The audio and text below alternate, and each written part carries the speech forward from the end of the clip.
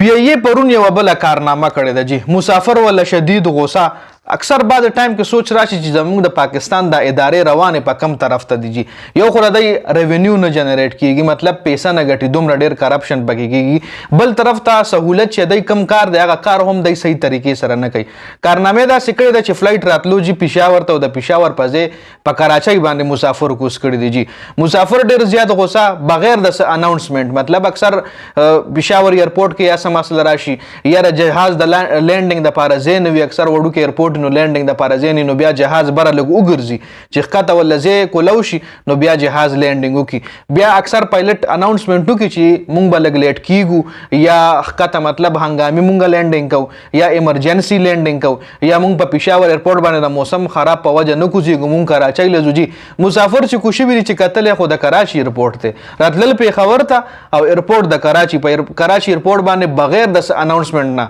پایلټ چې کوم دی پایلټ سیب جاس کوس کړی دی نه عمله خبر لکه مطلب هغه ایر هوسټس چې کوم وي هغه لم پته نه ایم وای جوړ مونږ په پېښور کو شو جهاز کو شوی په کراچۍ باندې دی جی نو مسافر شدید غوسه بل دغه فلایټ چې کوم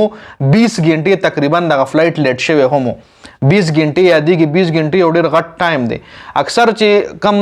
ډیولپ کنټری د هغې چې کم ایرلاین وي لکه ایمریټس شو یا داسې نور ایرلاین شو قطر ایرلاین شو سعودي ایرلاین شو نو دی لکه مطلب دی کې دا شی نشته دی چې دی خو پیله لیټ کیږي نو که لیټ کیږي د هغې تعالی بیا ښه صحیح طریقې سره اپلجایز کوي یا که چېرته داسې هنګامي لینډینګ کوي که نه لکه اوس د که دا چېرته ایمریټس ایرلاین وي د پېښور په ځای په کراچۍ کو شوی نو کراچۍ کې به د مسافرو له پوره هر څه ورکول پوره سهولت پې ورکولو که د روټۍ ټایم روټۍ به ورکوله څومره سټې دغه مسافرو په کراچۍ ایرپورټ کې کوله هغې له به باقاعده ځای ورکولو که چېرې ډېر ټایم یې لګېدو هوټل کې به رومز ورکول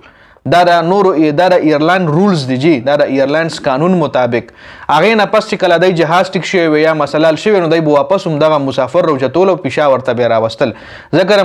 مسافرو چې کوم فاینل ډیسټینیشن و هغه پېښور ایرپورټ و خو دغه ځای کې پی ای چې کوم دی هغې بغیر د اناونسمنت بغیر د اعلانه مسافر د پېښور په ځای په کراچۍ کوز کړي او کراچۍ کې یې پرېښي دا نه چې واپس بیا پېښور ته راوستي دي هم په کراچۍ کې یې پرېښی بیا به هم دغه کراچۍ نه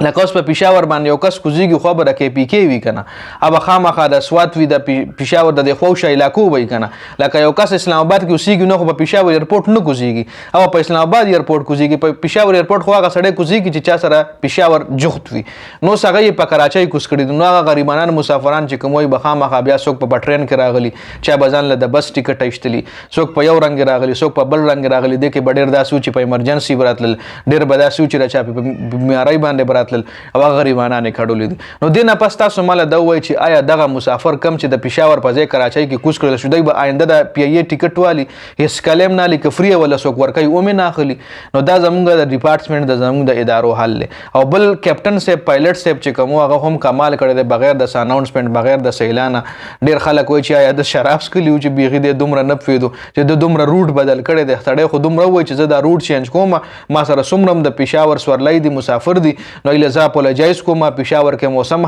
خراب دی یا سیلۍ د طوفان دی زل دلته زه لینډینګ نشم کولی زه کراچۍ کې لینډینګ کوم هلته به مونږ لږ سټی کړو هغې نه پس به مو راولم نه جي بغیر د اناونسمنټ نه جهاز د پېښور په ځای په کراچۍ کوز کړلی شوی دی جي نو دا زمونږ د ډپارټمنټ زمونږ د پی ای ایرلاین چې کوم دی دا د هغې حالات دي جي نو د ویډیو کتلو زیاته مننه والسلام